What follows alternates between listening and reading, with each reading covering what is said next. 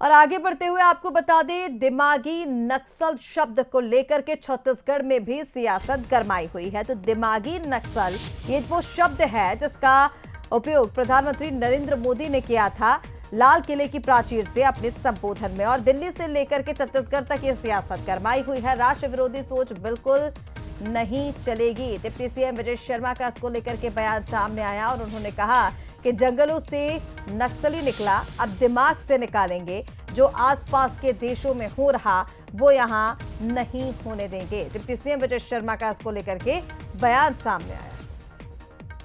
देश में हमारे सरकारी या राष्ट्र की संपत्ति को नुकसान पहुंचाने की कोशिश करता है, वो नहीं चल पाएगा। जो समाज में वैमनस्यता बढ़ाने की कोशिश करता है वो नहीं चल पाएगा।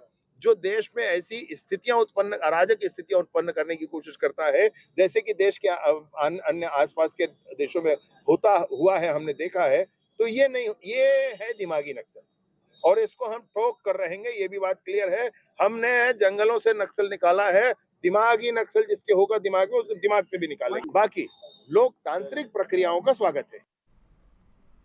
चलिए इसी पर और ज्यादा अपडेट्स लेंगे। हमारे साथ ब्यूरो चीफ गौरव शुक्ला लाइव इस वक्त जुड़ गए हैं। सीधा रुख कर लेते हैं गौरव का।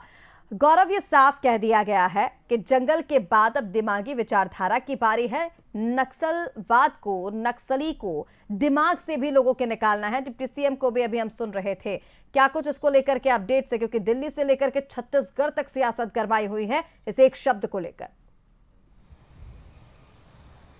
जी बिल्कुल, देखिए जिस तरीके से प्रधानमंत्री नरेंद्र मोदी का 15 अगस्त को जो बयान सामने आया था जिसमें उन्होंने दिमागी नक्सली का जिक्र किया था, उसके बाद ये सियासत दिल्ली तक ही सीमित नहीं रही। छत्तीसगढ़ में भी इसको लेकर कांग्रेस बीजेपी आमने सामने है और बयानों का दौर जो है वो लगातार जारी है। और जिस तरीके से डिप्टी सीएम विजय शर्मा का बयान सामने आया उससे तो ये साफ है कि इस पर कहीं भी सरकार जो है वो ढीली नजर नहीं आएगी। और छत्तीसगढ़ की यदि हम बात करें तो छत्तीसगढ़ ऐसा राज्य है जिसने नक्सलवाद को लेकर काफी कुछ झेला है। लगातार लाल आतंक का साया छत्तीसगढ़ में देखने को मिला और जिस तरीके से डेडलाइन था डबल इंजन की सरकार का कि 31 मार्च 2026 को छत्तीसगढ़ से नक्सलवाद का खात्मा हो जाएगा, वो देखने को भी मिला। और लेकिन जब ये बयान सामने आया कि दिमागी नक्सलवाद वाला, उसके बाद कांग्रेस ने इसका विरोध भी किया था और विरोध के बाद लगातार आरोप प्रत्यारोप का दौर भी जारी था। और कांग्रेस का सीधे तौर पर आरोप था कि उनके द्वारा युवाओं को जो है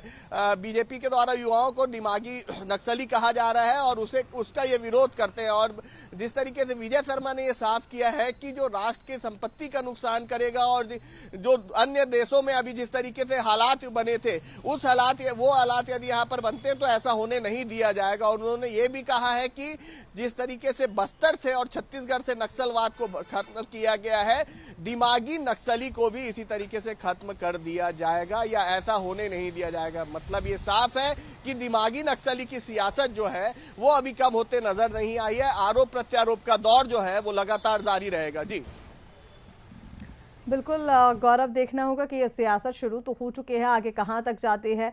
बहुत शुक्रिया तमाम अपडेट्स के लिए, हमारे साथ जुड़ने के लिए आपका। आगे